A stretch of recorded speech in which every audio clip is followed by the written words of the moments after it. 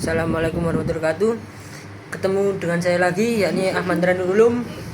Saya di sini mau mempresentasikan mata kuliah studi al-hadis dengan materi pembagian hadis. Sebab dari pembagian hadis ini, hadis tinjau dari segi persambungan sanad, hadis ditinjau dari segi kualitas sanad, hadis ditinjau dari segi kualitas sanad dan matan, dan hadis ditinjau dari penisbatan pada pembicaraannya. Yang pertama yakni hadis ditinjau dari segi persambungan sanad. Ditinjau dari persambungan dan tidaknya sanad ada dua macam, muttasil dan munqati'.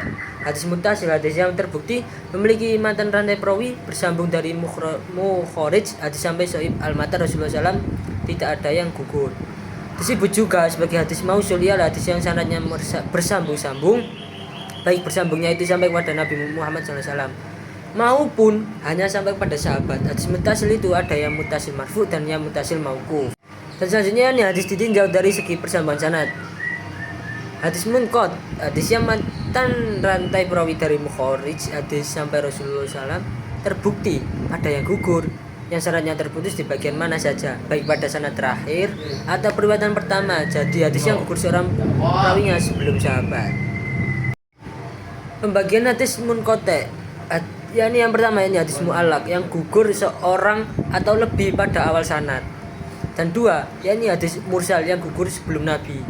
Ini Nabi, ini sebelum Nabi, seperti sahabat atau tabi'in. Yang ketiga, yakni hadis mudrak yang gugur berturut-turut di tangan sanad. Yang keempat, yakni hadis balaghiyat yang tidak menyebutkan matan rantai rawinya. Hadis ditinjau dari segi kuantitas sanad. Ditinjau dari segi kuantitas sanad dibagi menjadi dua bagian, John. Yaitu hadis mutawatir dan hadis ahad. Satu, hadis mutawatir adalah hadis yang diriwayatkan oleh orang banyak, yang dimana mereka mustahil mereka sepakat dusta atau bohong. Yang dua, hadis ahad adalah hadis yang di dalamnya tidak terpenuhi syarat-syarat hadis mutawatir. Pembagian hadis mutawatir ada tiga, John, yakni mutawatir lafzi, hadis yang diriwayatkan banyak orang dengan susunan redaksi dan maknanya benar antara yang satu dan yang lainnya. Dua, mutawatir maknawi, yakni hadis yang rawinya berlain-lain dalam susunan redaksi, tetapi berlain-lain susunan itu terdapat persesuaian prinsip. Dan yang ketiga, yakni praktek keagamaan yang dikerjakan kemudian diikuti oleh para sahabat, tabi'in dan seterusnya. Pembagian hadis ahad. Pembagian hadis ahad yakni ada tiga, ini hadis masyhur, hadis yang diriwayatkan oleh tiga perawi atau lebih namun tidak mencapai derajat mutawatir. Dan yang kedua yakni hadis aziz, hadis yang diriwayatkan oleh dua orang walaupun dua orang tersebut terdapat pada satu tabaqah. Yang ketiga yakni hadis gharib, hadis yang diriwayatkan oleh satu orang dalam meriwayatkannya di mana saja penyendirian dalam sanad itu terjadi. Next, selanjutnya ini pembagian hadis ditinjau dari segi kualitas sanad dan matan. Ada tiga, yakni hadis sahih, hadis hasan dan dhaif. Kalau hadis sahih, hadis yang bersambung sanadnya dari awal sampai akhir dan tidak mengandung unsur syadz atau cacat, dan dibedakan menjadi dua macam, yakni hadis sahih lidzati, hadis yang memenuhi syarat-syarat hadis. Yang kedua ini hadis sahih li ghairihi, hadis hasan tetapi ada hadis lain yang dapat memperkuat dan memberi substansi serupa. Yang kedua ini hadis hasan, hadis yang bersambung syaratnya tetapi nilai kedobitannya kurang sempurna, selamat dari unsur syadz dan ilat. Dibagi menjadi dua, yakni hasan li dzati, sanadnya bersambung dari awal sampai akhir namun perawinya tidak sifat perawi hadis sahih. B, hasan li ghairihi, hadis dhaif yang dikuatkan oleh hadis lain sehingga derajatnya menjadi hasan.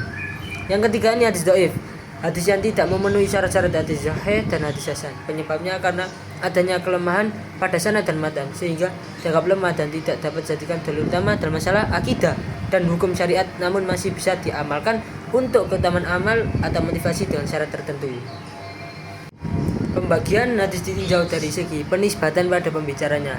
Dibagi menjadi empat, yaitu hadis qudsi, marfu', mauquf dan maktub. Hadis qudsi, hadis yang ucapannya dari Nabi Muhammad SAW dan maknanya dari Allah SWT yang disampaikan melalui mimpi.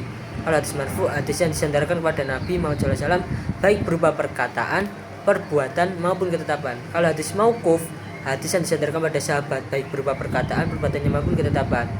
Kalau hadis maktub, hadis yang disandarkan kepada tabi'in, tabi'in dan tabi'in baik berupa perkataan, perbuatan maupun ketetapan. Dan kesimpulannya, dapat disimpulkan bahwa pembagian hadis menjadi beberapa kategori serta sangat penting dalam memahami mengkaji ajaran Islam. Pembagian ini membantu dalam menentukan tingkat kuantitika dan kekuatan hadis sehingga memungkinkan umat Islam untuk memahami dan mengamalkan ajaran Nabi Muhammad SAW dengan lebih akurat dan bijak. Oleh karena itu, Pengetahuan tentang bagian hadis sangat penting bagi setiap muslim yang ingin mendalami ajaran Islam dan meningkatkan kualitas iman dan amaliyahnya.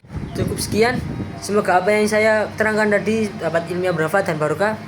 Bila ada salah kata mohon maaf. Wallahu muwaffiq ila aqwamit thoriq. Wassalamualaikum warahmatullahi wabarakatuh.